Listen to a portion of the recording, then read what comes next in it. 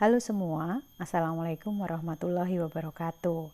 Kali ini kita akan mempelajari materi termokimia. Nah, termokimia adalah bagian dari ilmu kimia yang mempelajari hubungan kalor atau energi panas dengan reaksi kimia. Di dalam termokimia sendiri ada dua hal yang perlu diperhatikan menyangkut perpindahan energi, yakni sistem dan lingkungan. Kalau kita lihat di gambar, di sini ada asam klorida dan natrium hidroksida dicampur. Manakah yang merupakan sistem? Nah, sistem itu adalah merupakan segala sesuatu yang menjadi pusat perhatian dalam mempelajari perubahan energi. Nah, dalam hal ini sistem di sini adalah NaOH dan HCl yang ditambahkan. Ini adalah sistem. Sementara lingkungan adalah hal-hal di luar sistem yang membatasi sistem dan dapat mempengaruhi sistem.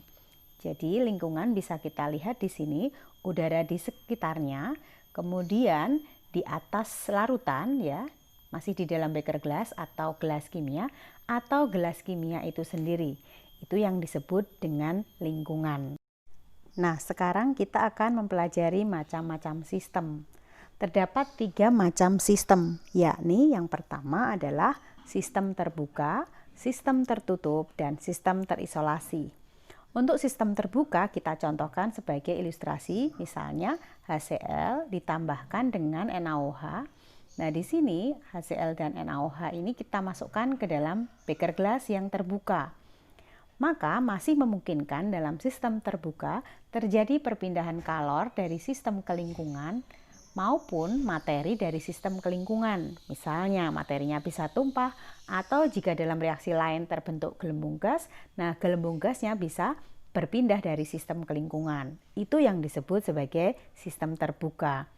Lalu sistem tertutup adalah seperti ilustrasi di sini, apabila suatu larutan dimasukkan dalam tabung reaksi dan ada tutupnya. Maka untuk sistem tertutup ini masih memungkinkan terjadinya perpindahan kalor atau energi dari sistem ke lingkungan, tetapi tidak memungkinkan terjadinya perpindahan materi dari sistem ke lingkungan.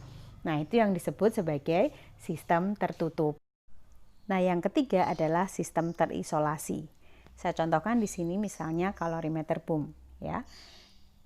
Dalam sistem terisolasi tidak memungkinkan terjadinya perpindahan kalor atau energi dan materi baik dari sistem ke lingkungan atau lingkungan ke sistem. Kalau dalam kehidupan sehari-hari ya misalnya termos ya. Jadi di dalam termos ketika air panas disimpan itu energinya akan tetap tersimpan di dalam termos. Begitu juga materinya ya. Itulah yang disebut sistem terisolasi. Nah, demikian tadi tentang 3 macam sistem ya. Materi tentang sistem dan lingkungan akan kita lanjutkan ke materi berikutnya. Terima kasih.